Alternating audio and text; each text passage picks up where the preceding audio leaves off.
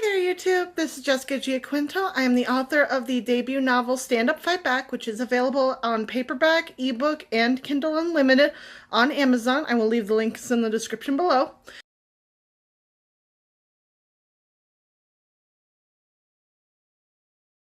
Now, I am going to preface this all and say that so far, I believe it's about 4 of these books are repeats from last month and probably the month before. This month I did read some new ones, but I also reread some ones that I just read recently, and I know that's probably going to annoy some people because I just finished them, but there was a lot that I needed to redo. So to start off with, I have 3 books that I DNF'd, and the rest of them that I'll talk about is ones that I actually finished reading.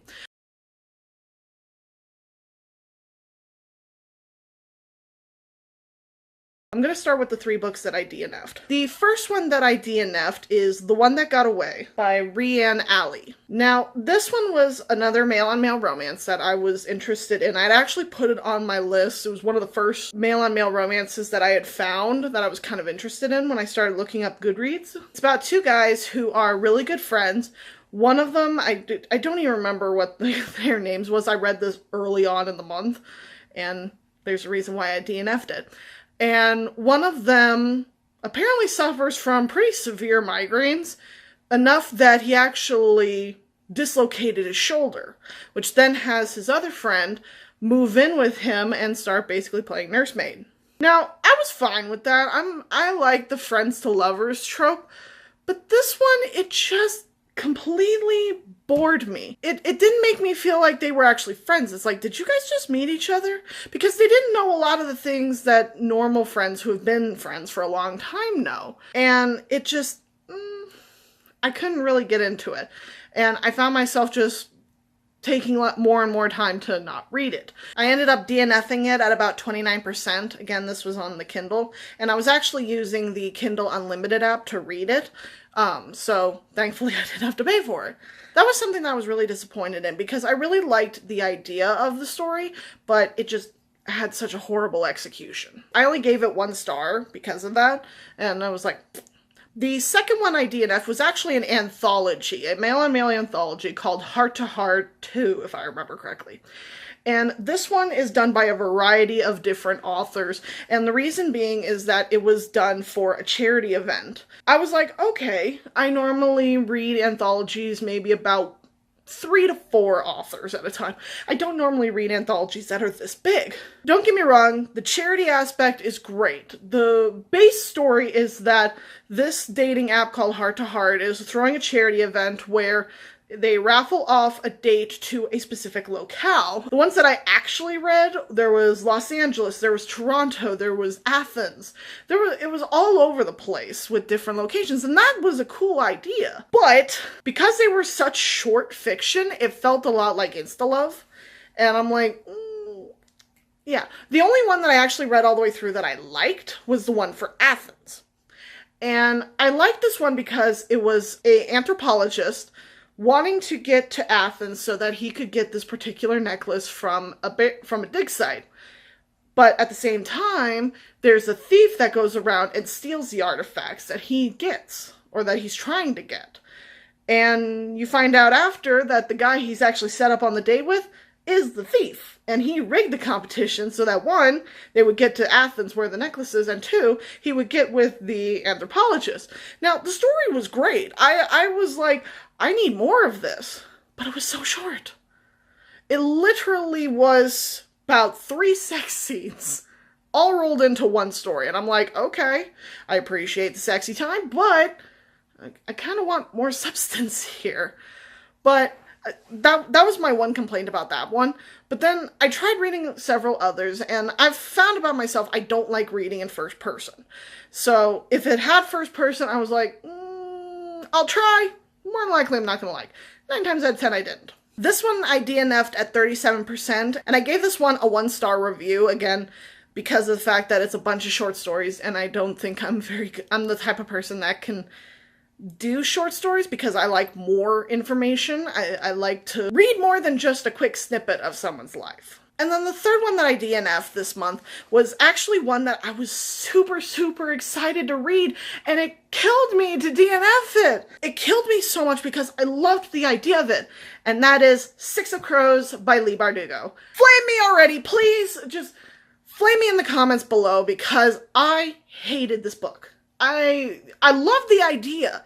The idea was fantastic. I was super into it, which is why this kills me. But the majority of the things that I didn't like are core things in the book. And I know I'm probably going to get a lot of people hating me on this, but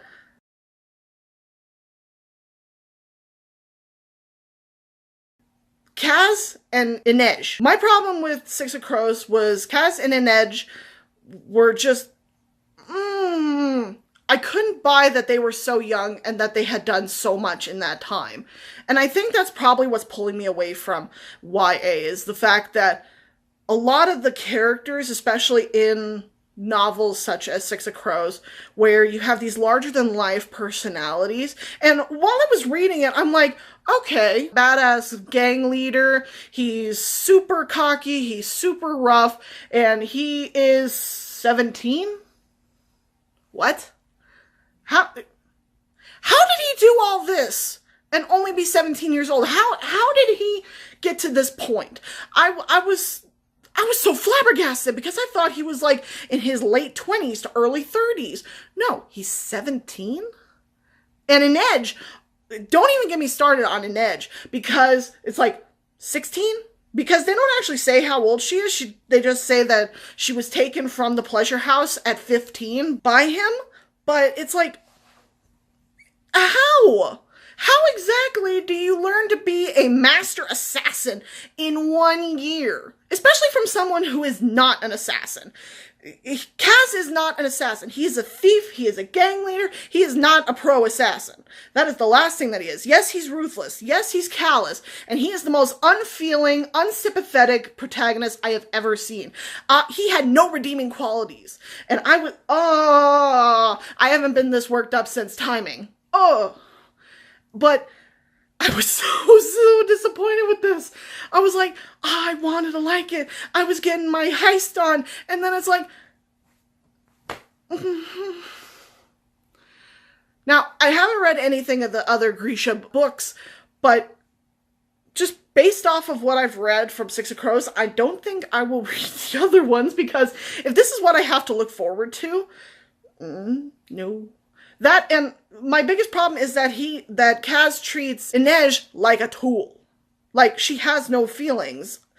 And I was like, the minute that he started stripping off his shirt and Inej was watching, I'm like, you guys are trying to make you to be a couple? Please stop. Who authorized this? And then when you get introduced to Nina and Matthias, I was like, okay, one, she's about Inej's age. That makes me very uncomfortable. I don't like this. She was honestly the only character that I saw any kind of redeeming qualities out of.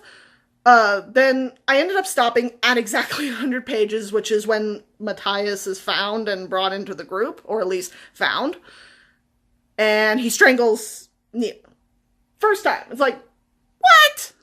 I'm like, and this is supposed to be the relationship that she wants to have, is with someone who, basically, from what she's already told us, was a hunter of her kind. It's like, I literally threw down the book while I was listening to the audiobook, and I'm like, I'm done, I can't. I was so peeved. I know this is gonna sound really overdramatic, but I was so mad. Because it was such a lost of potential. And it's kind of like how I feel about Twilight and about 50 Shades of Grey, because it's like, you had such great potential. Why? Why was it squandered? And again, this is just my personal opinion on Twilight and 50 Shades. If you like that stuff, more power to you. If you love Leigh Bardugo's Six of Crows and Crooked Kingdom series, more power to you. This is just my opinion. I feel like it was wasted potential on all three fronts. Now, those were the books that I actually DNF'd for this month. Again, 3, that's pretty good for someone who is as picky as me. Now, onto the books that I actually finished. And one of them is gonna be awesome because I was super excited about reading it, and I literally marathoned it because it was so good. I'm gonna get to the ones that I said I reread last, because those ones are going to be no surprise to everyone else. But the first one that I read that I actually finished was The Backup Boyfriend by River James. Now, this one was one that I had put down for my Kindle Unlimited, and I was like, the idea sounds interesting. Fake dating is always fun. It's between a guy named Alec and a guy named Dylan. Now, Alec is a doctor, and he has just been basically left by his boyfriend, I think of 3 years or something like that. 3 or 4 years. And he now, because they work for the same clinic, they now have to kind of deal with each other. And Alec's not over it. So he ends up buying a motorcycle out of some kind of midlife crisis, even though he's not hit his midlife. But he buys a motorcycle that he can't drive properly. So he meets Dylan, who is a mechanic that his good friend Noah knows. And Noah, I'm going to start off with this. The one little bit of the story that I didn't like, and the reason why I only gave it 4 stars on Goodreads, is because of Noah.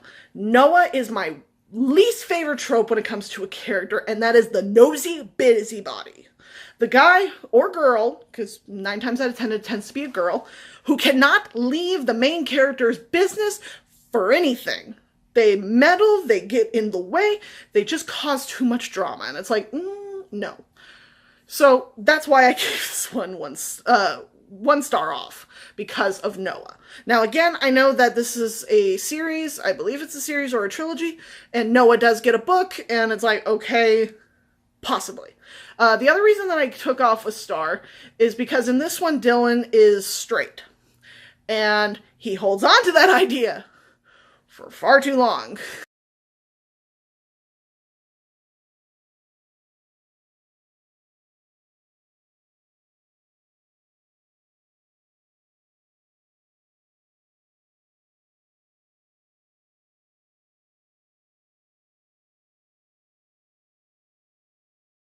But again, I give this one 4 stars because it was actually an engaging story. I do have the sequel, which is The Boyfriend Mandate, which is actually Tyler, Alec's ex-boyfriend's story. And even though Tyler was kind of built up to be a bit of a dick in this story, he actually turned out to be an okay guy. So I'm kind of interested to see his half of the story, or at least his story, because he's actually got his own romance he's dealing with. And the next one that I read, I was super excited about. It's called Tactical Submission by Adam Maria Soto. And oh my god, as you can see by the cover, it's dirty. It is a story about a guy named Jack, who is a SWAT team operator. He's like the leader of the SWAT team in, I believe it's Los Angeles. A lot of these stories seems to be set in California. I'm like, okay, whatever. And a forensic pathologist named Isaac. Now, Jack, I'm going to preface this all and say, this is a story about a BDSM relationship. Now, all the people who love 50 Shades of Grey, listen up. This, in my opinion, is what 50 Shades should have been. I gave it 5 stars. I was super happy about the representation that had happened. Not so happy with the story, but I was happy with the representation. There is a reason why I gave it 5 stars and only had one real issue with it. Now, Isaac is a doctor. He is a forensic pathologist. He is super intelligent, and he is actually a dominant personality. Now, what I love about this is the trope of the tall sub and the short dom. Because Jack, I think he was marked as 6'3", while Isaac is marked as 5'7". So I'm like, yes, big sub. I was so happy. So I started reading it, and literally 85% of this book, yes, there is a lot of sex in it. There is a lot of it in it. So if you have problems with that, if you have problems with BDSM, do not read this book. I highly, highly stress that. There is a lot. It is 85% of the total book material is just the sex.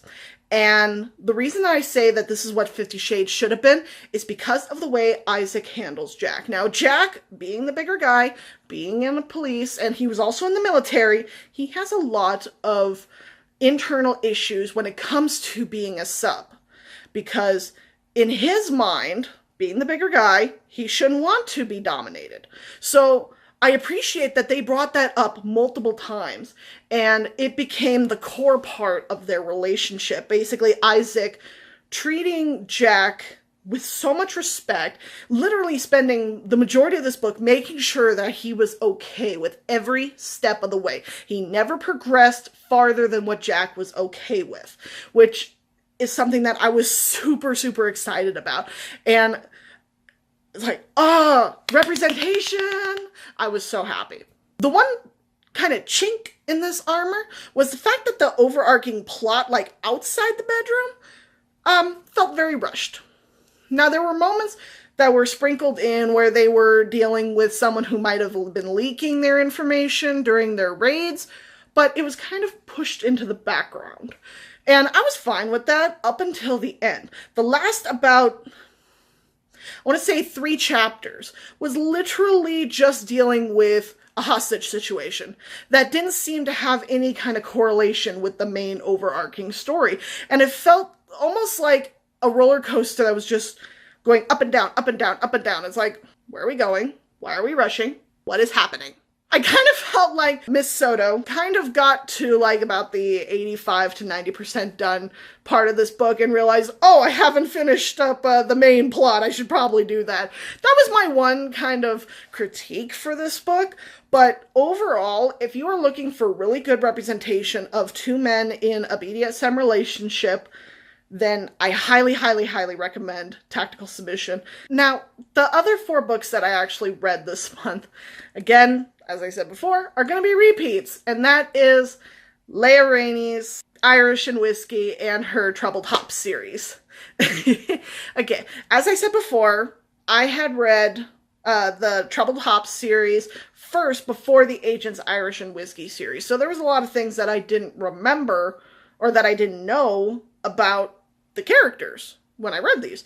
So it's like, okay, I'll go back and I'll reread them. And I had mentioned in my previous wrap-up that I might reread them. Well, I did. I reread Imperial Stout and Craft Brew. And then it's like, okay, well, I've read those twice now. I should probably go back and read Agents Irish and Whiskey, see if I missed anything. And oh boy, did I. I read Single Malt. And then I just finished Cast Strength, and I am, I believe, about 1/3 of the way through Barrel Proof. I more than likely will finish before the end of the month. And I know everyone's probably going like, you just read these. Why are you adding these in again? Well, it's because I love this series. And Troubled Hops is having their 3rd book come out in February, and I am super pumped. I am literally just waiting here in anticipation for the end of Nick and Cam's story. Again, if you would like more information on this series, I'm not going to get into it again because this is like the 3rd video where I'm talking about it and gushing about my love for Layla Rainey. You can check out the videos. I'll leave them in the description below where you can find them. And that is my December wrap-up. But I hope if you have any books that you're interested in talking about to me, if you have any questions about the ones that I read, I'd be happy to talk with you in the comments section below. Just pop me a message down there and I'll be happy to answer. Again, Stand Up Fight Back is available for order on Amazon in paperback, Kindle, and on Kindle Unlimited, so you can read it for free if you have that. Well, not really for free, but you get the idea. You can reach me here on YouTube, Facebook, Instagram, and on Tumblr. And I will see you all in the next video. Keeping fabulous. Bye-bye.